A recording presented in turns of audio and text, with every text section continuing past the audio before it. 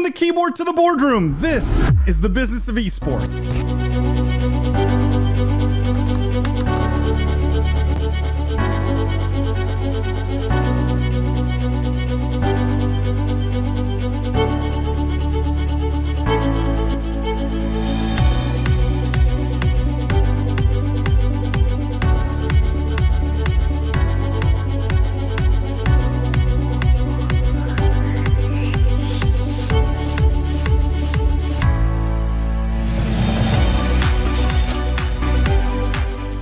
From the keyboard to the boardroom, this is the Business of Esports.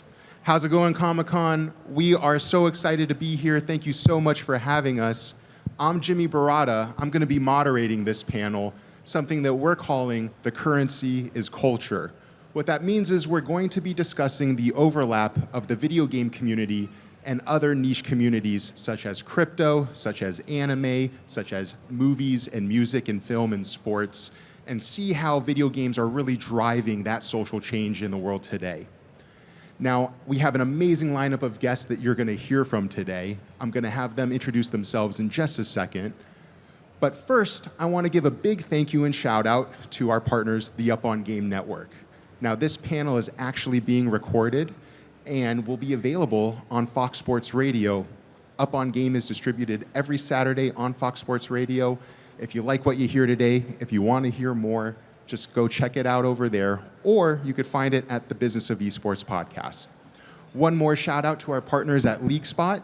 You may have noticed a League of Legends tournament on this stage. Tomorrow, a champion will be crowned, cash prize, bragging rights, and a whole lot of fun. So come check out some competitive gaming and esports. With that, let's jump right into it. Erin, why don't you take it away? Yeah. Hi, everyone. My name is Erin Ashley Simon. I am the Chief Culture Officer and co-owner of one of the fastest gaming organizations in the world called XSET. In addition to that, I do a lot of consultation work with various different publishers. I worked with EA, I worked with Riot Games, 2K, and more. I'm also a broadcaster in the gaming and also entertainment space, so I hosted for Xbox for their biggest game showcase recently, and across the board, I am one of the top leading broadcasters in the gaming entertainment space. Oh, yeah. That's my friend, Erin.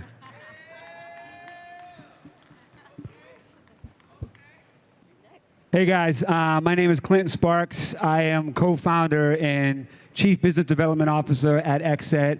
I am a Grammy-nominated multi-platinum producer, songwriter, and DJ that sold over 75 million records and worked with everybody from Rick Ross to T.I. to Snoop Dogg to Eminem to Kanye, Big Sean, Lady Gaga, Beyonce.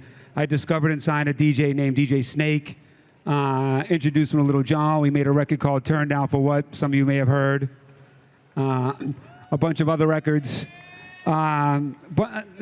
P. Diddy's tour DJ, a host on E! News for 5 years, helped Eminem launch Shade 45, helped grow a company called FaZe Clan to $1 billion IPO, and then left and started XSET because we felt that gaming didn't have enough diversity or inclusivity, and it wasn't speaking to the streets. It wasn't speaking to other people that weren't really familiar with esports and gaming, so that's why we started XSET. Now I'm going to pass it over to this good-looking girl named CY. So now he's giving me his mic too. He has given a lot of great energy, so he's giving me his mic now. Check. Working well? Perfect. So I don't even know how to use my mic. So CY Chang, I'm the co-founder and CEO of two businesses. One of them is a company called Lightwork. So what we do is we provide branding services. We invest in brands such as Awake New York, MVI, and we also do all the Red Hot Chili Pepper merch, the Cactus Jack merch, and stuff like that. So all the fun, popular, culture-focused, community music stuff. So we love that. And then the other business that I'm also co-founder, CEO of, is it's a live stream app. It's called easylive. So what we focus on is social plus live stream selling and storytelling. So you'll be seeing a lot more of us. We are also investors in XSET because we truly believe in this company. So that's it from me. Test. All right. Shout out to Stormtroopers. So my name's Eyal Zafir. Glad to be here. Hi, everyone. I'm a technology builder turned technology investor. I help built a company called Video Intelligence that we sold to Outbrain 2 years ago. I'm now working as an investor in the media, entertainment, and broader technology space. The group that I'm with is called Liberty Global. So at Liberty, we're really a conglomerate in the media, entertainment, and telecommunications space. We own stuff like the Formula E, Lionsgate. Our sister companies control the Formula One. We have access to the Warner Brothers and Discovery libraries. And then we also have a larger technology platform where we invest into companies. And so in our fund, I focus a lot on gaming, on media, entertainment, and blockchain technology investments. And he also has a healthy head of hair. For now, I do. Thank you. Hold on. Jimmy, before we start, hold on 1 second. I just want to go out here for a second. All you guys over here, can we all move over here so we can all get together and have a good time and be more intimate and talk to one another? Can you guys want to come over here? Everybody? Let's move over here so we can all get close to one another, have a good time, celebrate unity. Come on, guys, diversity, Comic-Con, get familiar. Anybody out there, if you ain't over here, come over here and get familiar. We're about to have a big conversation over here, right? Business of Esports. Thank you, everybody. You guys, I see you want to stay over there by yourself. That's okay. You can be original and do your own thing. We still love you. Anybody, if you guys want to move over, shout out to the Stormtrooper. All right, let's go. Did Clinton mention that he was a tour DJ? All right, so we are calling this The Currency is Culture. Erin, what does the video game community do to make it so inclusive? What does that title, The Currency is Culture, mean to you? So when we say the currency is culture, it is the cultures that are within gaming, and it's the culture of gaming. Gaming is a lifestyle, and it is a culture in a sense. And so what we see is that various different communities are gathering based upon like their love and passion for specific games, right? And so that is what is the biggest value point, not only for those who are gamers themselves and who are passionate about that space, including esports, but also for people who want to get into this space from a business perspective, right? I think a lot of times when we look at gaming, when we look at esports, it's not necessarily always the games that are the major selling points. It's the people who play the games that is the major selling point. And it's one of the most universal things next to music, right? It doesn't matter what language you speak, where you're from, what your gender, orientation, or anything like that. It is a commonality of you loving a game and everyone coming together for the passion of gaming. And that's why it's so valuable. Clinton, I'd love to hear you expand on that. Why do you think the video game community is so good at connecting people? The camaraderie, I think how we come into play, because I think the gaming community needs more help in expanding out to other audiences that are not familiar with how fascinating, how cool it is. How, for instance, careers. There's a lot of careers that can be made in the gaming industry that the average kid doesn't know about. Look, I come from the streets, and where we come from, like music and sports are like the two things that you dream about to have a better life. And gaming needs to be the new thing added to that people are not familiar with, because it is a way you don't have to dribble a basketball for 16 years to hopefully hope you get to college and go to the NBA. You can get a console or a PC, get on, start communicating and building relationships with other people. And there's so many different ways to make a living and make friends and make money with gaming. So I think that there's a huge community that isn't even familiar that there's a thing called esports, or that you can make a lot of money with it or with gaming. And we at XSET, that's what we try to do, is try to invite everybody. Like, hey, there's a great party over here. You guys didn't know about it. Come check out this party. You're all invited. And I think a lot of times in most industries where a lot of people are not there, it's because they simply just didn't get an invite to the party. So XSET is the invite to the rest of the world to come to this gaming party. Little round of applause for that. What an answer. I would love to hear from the other end of the table. Eyal, how about from your perspective, perhaps from a larger media or a non-endemic, I mean, you guys do a lot of work in crypto. You mentioned all of your qualifications here. What do you see in the video game community that attracts it as an investment property, as a fun place to be?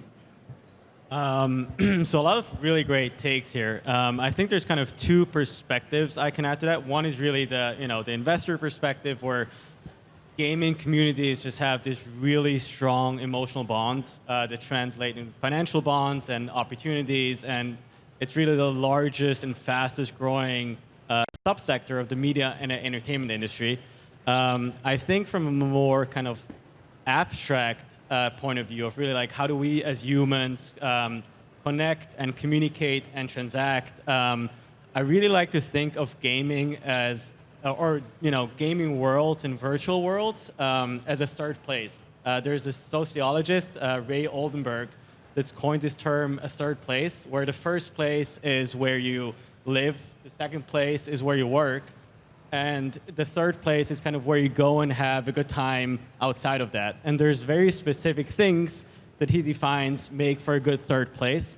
And I think really what we see people doing, in their free time as gaming really just a way to spend time with friends, but then also on the more competitive side of things, or professional gamers, I think that games are the most compelling third place that we have digitally outside of our physical world.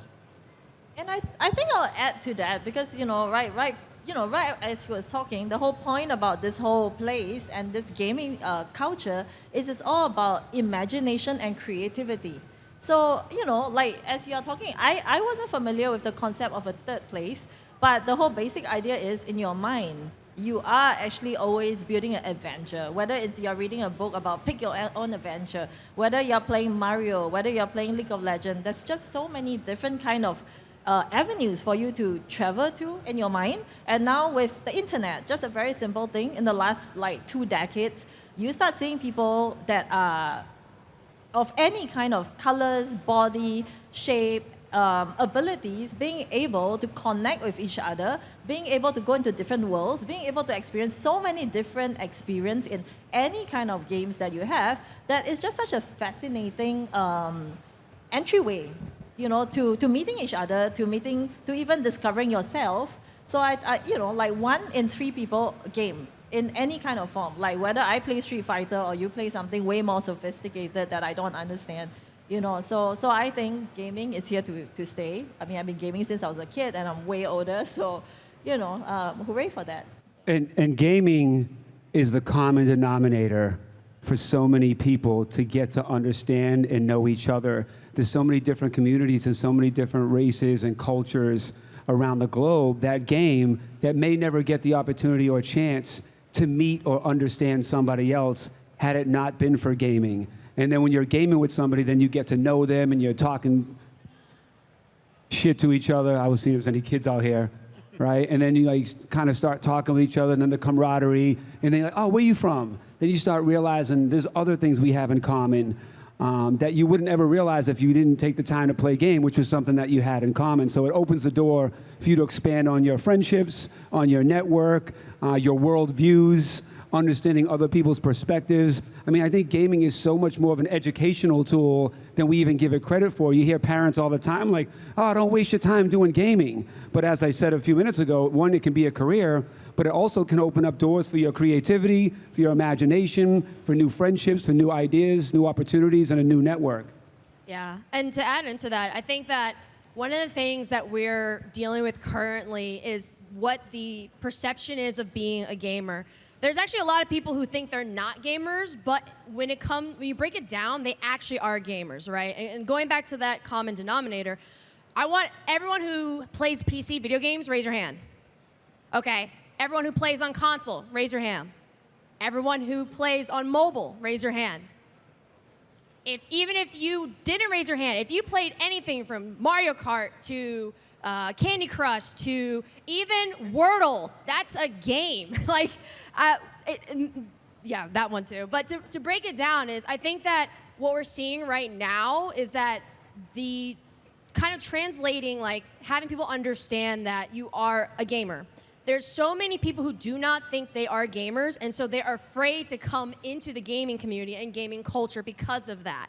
Now, that is something that we internally have to fix, and that's something that we try to do at XSET, right? So ways that we try to bridge that gap is not only through, signing some of the top players.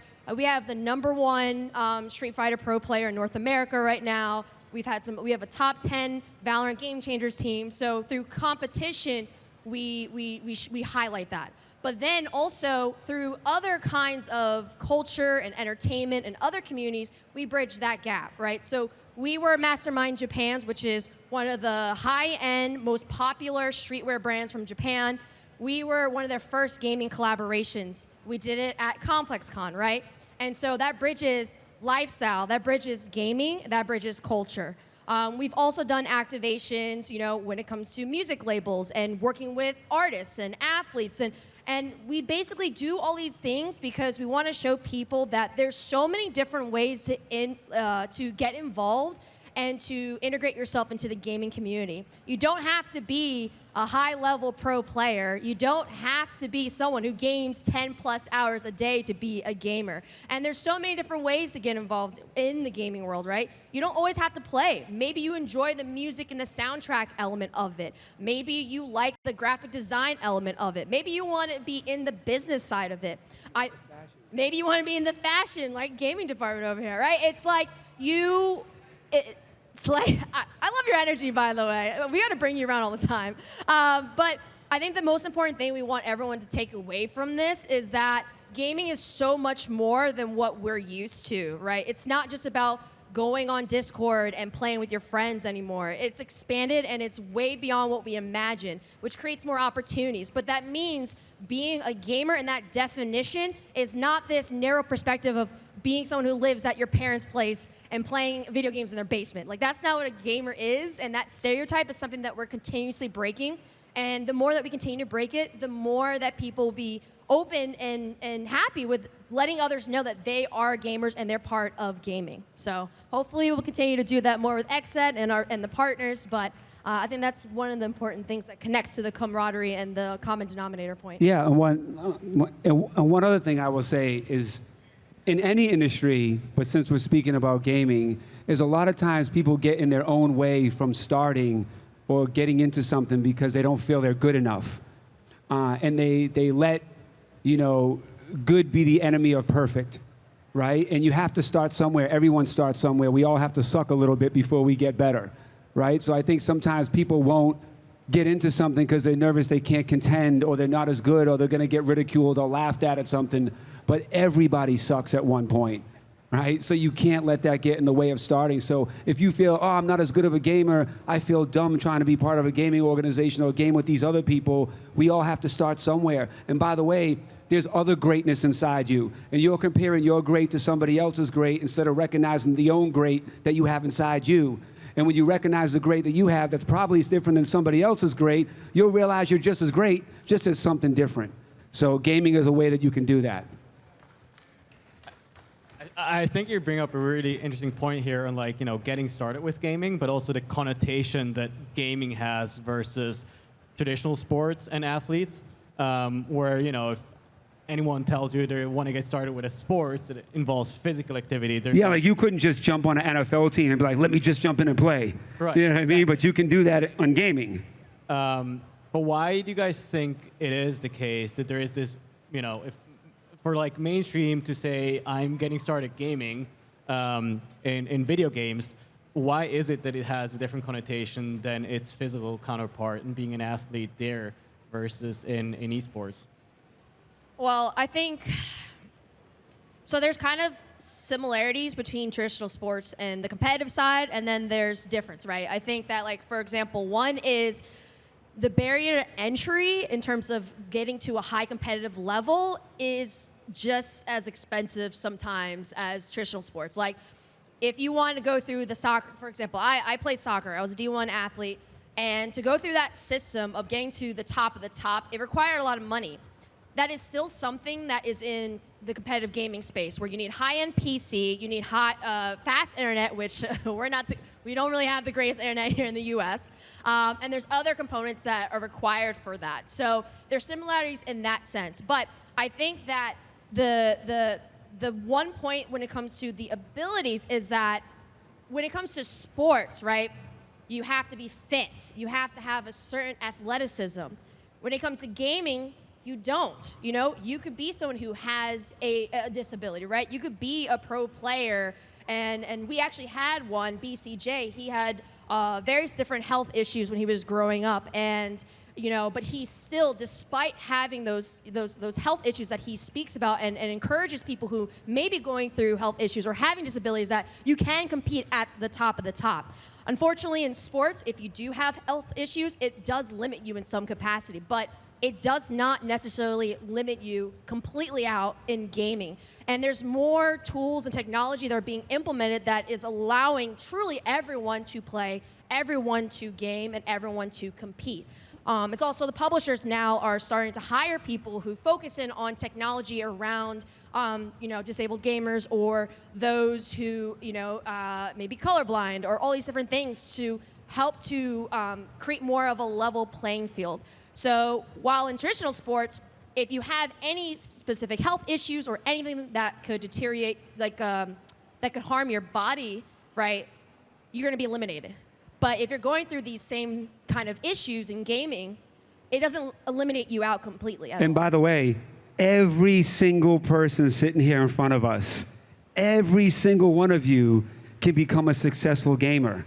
Not everybody in here can be in the NBA or the NFL or Major League Baseball right now. But everybody starting tomorrow can go become successful in gaming. So that's a massive difference right there. That's a good thing, right? I mean, what you guys are saying is lower barriers to entry. But my mom could go start killing it if she wanted to. Candy Crush. So guys, what you're hearing, to me at least, and you piece it together, we've all probably heard this term, the metaverse. And gaming really is acting as one of those fundamental pillars, an entry point into the future metaverse, right? It's an online, socially inclusive place. You can compete, you can have fun with your friends. You're kind of hearing a lot of arguments here on why gaming is that social nexus, not just for cultures and communities, but for the online future. Now, as I say the word metaverse, I would just love to ask our panel here, what do you think that term means to you? How do you see gaming as that central point? How about Eyal or CY at the end, and we'll work our way down. I mean, I'm very good at throwing out one-word stuff just now. So just now when we were talking about all this culture and stuff, I wanted to say community. Now when we're talking metaverse, I think no limits. Like, you know, when we think about traditional video game, there is a storyline. There are sort of like, okay, you can go from level 1 to level 50. There is a certain journey that's actually built into the game. When you talk about the metaverse, literally no limits. There's so much things that we don't know and we can't see. And there's a lot of new network, blockchain, technology and stuff, and imagination, right? You put on the VR glasses, you can be there with different perspective all the time. You can create your own story. So I would say it's all about being no limit. And at this point, I can't even see the end of it, so to speak. Yeah, to me, metaverse, which has really become, this buzzword, if you will, I probably have a kind of simple but maybe controversial or not take on it. To me, the metaverse is really just the internet, and it's kind of a natural progression of, especially gamers who are used to being online, are kind of doing online anyway. And there's probably like two key components to the internet as we know it today that are just naturally progressing. That will likely make the metaverse, as we think of it, in a more kind of futuristic or science fictional manner. But it's really, one, it's the visualization layer. So like everything becomes progressively more accessible in AR, VR, permanent physical, digital spaces, and so on. And then the second one, as our lives become more and more intertwined with this digital world, is just digital objects that become more and more important. And so, there's people saying, including myself, that those digital objects should be represented by a open and interoperable technology layer. And so another buzzword, blockchain technology. But to me, really, the metaverse is just the internet, with the difference that better visualization, how we access those digital worlds, and then the underlying technology on which we access and transact in the digital objects that we find online. I'm going to take it a step further from your point. Metaverse is a buzzword. It is simply just what gaming is. Literally, if you look at what Meta did, it was basically a knockoff, rip-off of Sims in the 2000s. That's literally what the metaverse is. If you look, gaming has been doing a lot of the core foundations of what everyone's talking about in metaverse. Look at WoW, look at Fortnite, right? Look at certain RPGs. A lot of these specific elements that they're having in these discussions when it comes to the metaverse, gaming's been already doing it for well over a decade. There's no need to try to create some new fancy framework and create a new concept calling it the metaverse when it's just what gaming's been doing, right? Of course, there's other elements that can be added to it to make it a lot more immersive, but gaming is one of the most, actually it is the most immersive art form storytelling medium that's out there right now.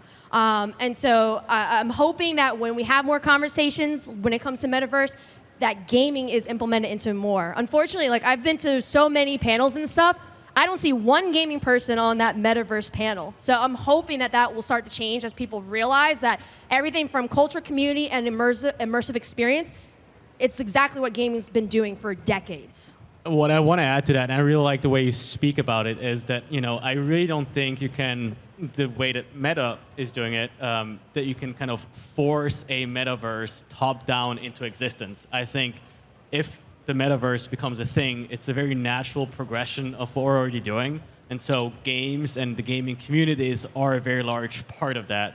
And I think usually when you listen to what is the metaverse and different definitions, it sounds very different from people who are actual users who are on there doing this stuff versus kind of the people who have a more distant kind of top-down view on what this should be. But you can't force people to use this stuff, right? You can't force people to use or put on VR goggles if they don't want to. You can't force people to use some sort of virtual worlds that don't really provide the experiences that people want.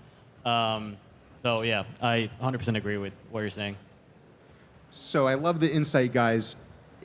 Love how we're discussing gaming being that central entry point, not just for cultures and communities, but also for the future of digital interactivity and how we're going to engage with each other socially. Now, you may have heard that the video game industry is larger than film and music combined. It's a stat that we're all very proud of working in that space, one that we say all the time. Clinton, you come from traditional music. What do you think is the greatest barrier holding back gaming from not only being larger financially, but also being culturally more significant than something like music or traditional sports? I don't think anything's holding it back from making more money. I think it's continually making more money. I think the more people that get involved, obviously, the more money it can make. Is that Jeffrey? Yes. Jeffrey's here. Yes. Jeffrey. What's up, buddy? Hey, hold, Jeffrey, rep the set. Can you rep the set like this? Oh. Let's go. Let's go. XSET, baby. But the second part of that was how do we get more? How does gaming overtake culturally music, sports, and other more well-known industries? How does music and culture intersect or combine more with gaming is by rocking with XSET. Get familiar.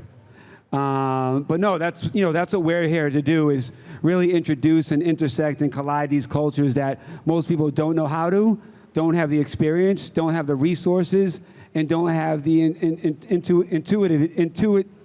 intuitiveness to think about how to bring in these other cultures. Look, a lot of gaming organizations and companies in general, they always, when they want to try to get involved with culture, they're not from there. They don't understand it.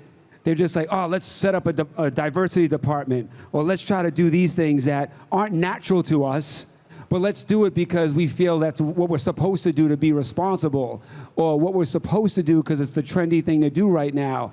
If the core in the DNA of your company is culture, is diversity, is inclusivity, then you don't have to put an effort in making sure that you're doing the right thing. You just do the right thing when you do things, because it's who you are, right? So that being said, us at XSET, we're going to continue to knock down the doors and introduce new cultures and communities and underserved communities and different people that haven't been invited to this party called gaming. That's what we're going to continue to do. And I know for a fact, and when I'm back here in 3 more years, and you can say, damn, man, I remember when he said that 3 years ago.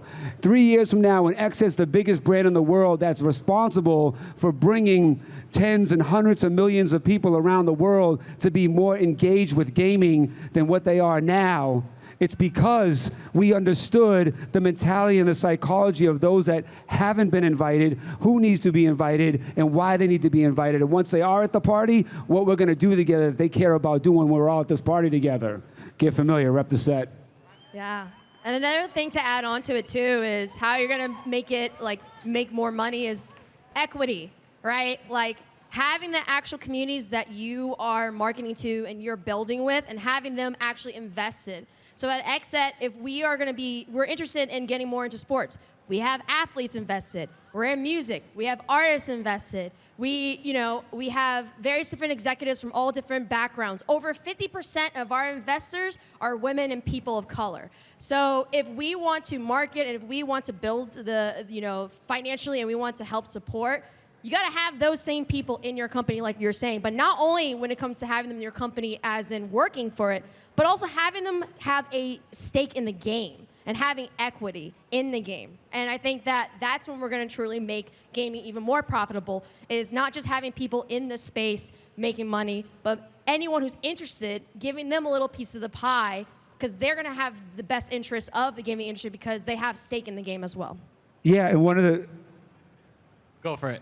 I was going to say, one of the things that we're doing at XSET, to Erin's point, that I can't fully reveal yet, is giving the prestige of ownership to people that would never be in a position to have kind of equity and ownership in something to do with gaming that's looking to their future. So me personally, when we started XSET, I've watched rappers, actors, athletes, influencers come and go because they don't have the knowledge, the resources, and even more important, the team around them that can keep them from doing the wrong thing to the right thing and also helping them elevate and build a scalable business. So we at XSET, the talent that we bring in and that we work with, we look at developing them all the way around, unlike most companies, especially in the music business, since you brought it up, signing them, squeezing all we can get out of them, and then when they're no good to us anymore, throwing them away and finding the next popping guy.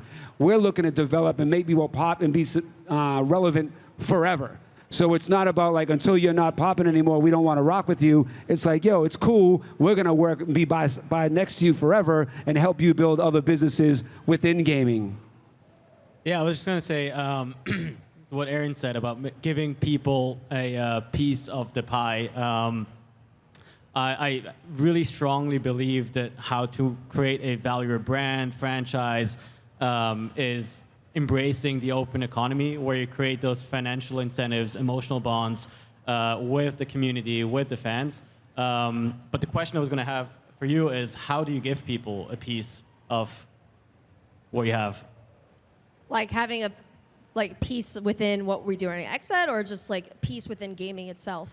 I think both. It's really just what you mentioned. I really like the way you phrase it, but I was curious how you're thinking about actually doing that and giving to the people. So what we've done at XSET, one of the things that we've done is obviously giving stocks, right? So if we want people to be just as passionate as we are in this space and be passionate with our initiatives, we said, okay, here, not everything has to be just, oh, let's give you a check, let's give you cash. No, let's give you stock to have you be involved in the process, to be involved also in like the meetings that we have. So anytime we have certain decisions or we make some new initiatives or projects, we also send information to all of the stock owners to let them know. We can get input from them as well. And then we set up partnerships, right? And some of these partnerships are set up for not only just short term, but like, hey, we want to partner with you. We're willing to give you stock, but we want to do more than just that, right? Another thing too is when it comes to gaming, part of it is, and this is kind of a problem, is the publishers right now have have a stranglehold on the IPs, right?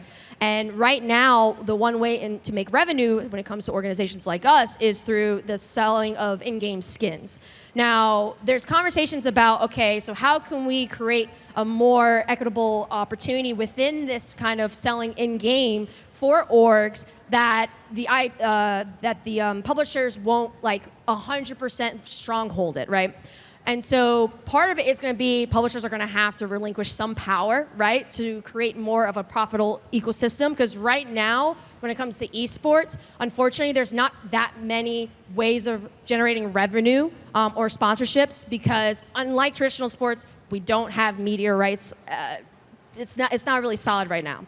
And then if you only have one way of making money, but you don't create other additional opportunities to make money, unfortunately, it limits that growth opportunity. So I think that it's going to be the investment within the actual orgs themselves with equity. I think it is setting up more strategic partnerships. Also, distribution is going to be an important element of it as a whole. So it's not just about, at the end of the day, it's not just about like giving money or giving stock. It's also putting people at the table with you and getting the different perspectives. The only way that gaming is going to truly grow is getting all these different unique perspectives of people who are experts in their fields to help build the industry. It can't just be people who are just gamers anymore. It has to be more than that.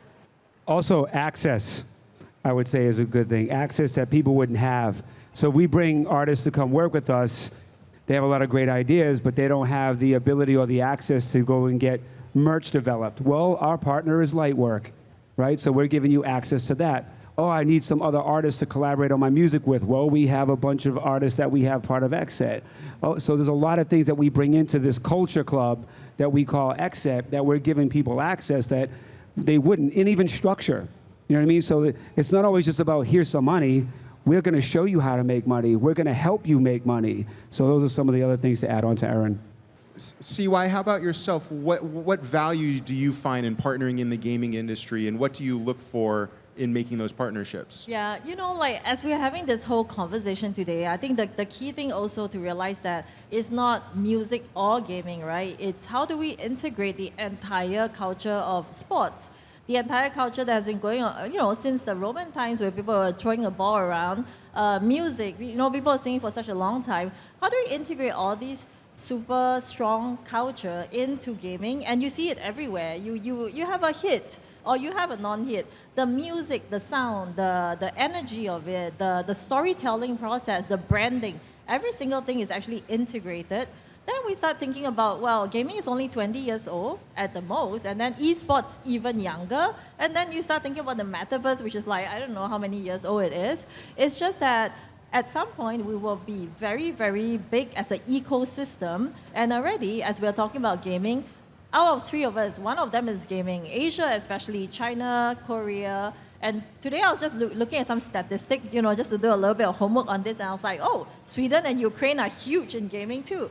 So just globally, there's just a lot of potential there. There's also a lot of integration. I think one thing about why we love XSET is that it understands that, hey, this is not an isolated thing. It's not just about, everyone enjoying it. There are a ton of people viewing gaming now. There is also a ton of opportunities to loop in your celebrities, loop in your musicians, loop in all your artists, your creative people, and just come together and build a culture and community. And then how else do you display it? The truth is, going back to financials, sponsorship makes up the most of any sports, and esports alone is maybe sponsorship makes up 70%. How else do people sort of reach out to their community, right? And this is where we start talking about things like, what if you are a global lifestyle brand? What is every one of us is dropping a toy, a merch? You look at Comic Con, the entire place is filled with physical merchandise, ideas, and just art. So how do you translate that virtual, staying at home, in your brain, metaverse fun stuff into physical objects too? I mean, not that we want to flood the world with a lot of product, but people are enjoying all these things, and I feel like these are all the opportunities that are not fully fulfilled yet, and this is exactly what this company is trying to do. And so, I'm doing a little bit of a plug for them, but truly we believe in the potential, right, of just integrating this whole thing into a magical universe, so to speak. So, I mean, that's my long spiel. So then how about some final pieces of advice? What do you want to leave the stage, making sure that you have shared to the audience? To Clinton's point, we talked about a lot, but how about a minute or two of mic time, starting with Eyal, coming back down this way. Any last pieces of advice that you want to make sure that you impart upon the audience before we go today?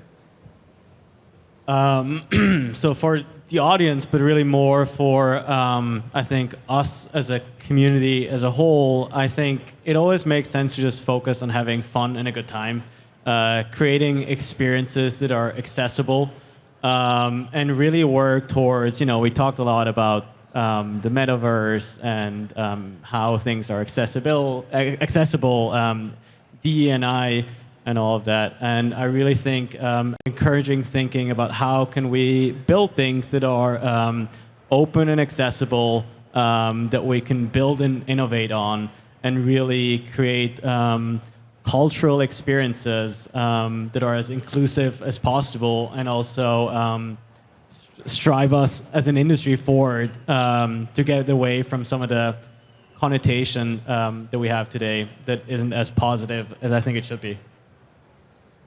For me, I think just stay inspired, stay connected, and as we were all talking about accessibility, I think hopefully the barriers to entry get even lower, so more people could go into this land of imagination and use gaming as a platform to explore whatever cool stuff that's out there. Yeah, to your point, just whatever you want to do in life, just do it. And don't be nervous, and don't worry about being the best at first, because you won't be the best at first. Just, if you suck, and then suck some more, and then suck some more, and then inevitably you'll be great. So just keep doing what you love to do, and don't worry about what other people think you should be doing. If it makes you happy and it's something that you're excited about doing, it doesn't matter if your parents, your friends, or anybody else says, I don't think so. It's not their life, it's yours. And they may not be around some point later in life. You'll always have you. So you got to make sure that you're doing what's best for you and what makes you happy. So 3 quick points. 1, lead with passion, because just as much ups, there's always a lot of downs, and passion's what pushes you through. 2, always be about culture and community. Those are the 2 most powerful things. And then 3, never be afraid to be different. Even if people don't think it's cool at first, that's all right. You can redefine and define what cool is. And not everyone will understand right away, but that's your job, is to make them understand. Yeah, and there is no definition of cool. There's no one definition of cool. If it's cool to you, then it's cool. It doesn't matter if somebody else thinks it is or it isn't. What matters to you is what matters the most. So if you think something's cool and your friend's like, oh, that's whack, maybe they're not as cool as they think they are, because it only matters what's cool to you, and that's it. Jimmy, you're cool. Thank you. Shout out to Jimmy. Jimmy, you're cool. Jimmy, Clinton, you you're are cool. cool. Jimmy's cool. Comic-Con, why you're cool. You are cool. Thank you so much for having us. That's our time today. Again, this session has been recorded, so if you want to share it with a friend, if you want to listen to it again, look for us on the Up On Game Network. Look for us on the Business of Esports. We really appreciate you. Thanks, guys. And don't forget to follow at XSET, at XSET. Get familiar. Last night was cute. Jack Sparks, you're the best.